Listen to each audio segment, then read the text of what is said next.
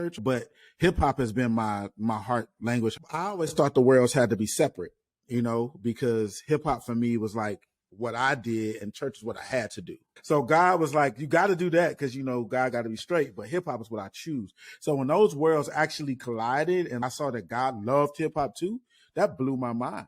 I was introduced to it.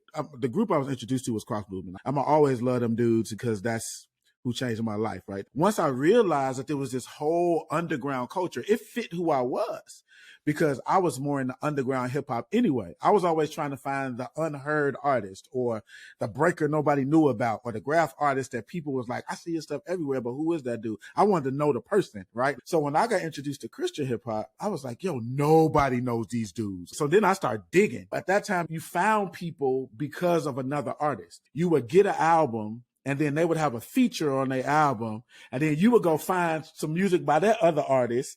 That led me down the rabbit holes of like finding some of the early artists. I'm like, bro, people was doing this in like the 80s. How did I not know that people was rapping for the Lord and was serious about it back then?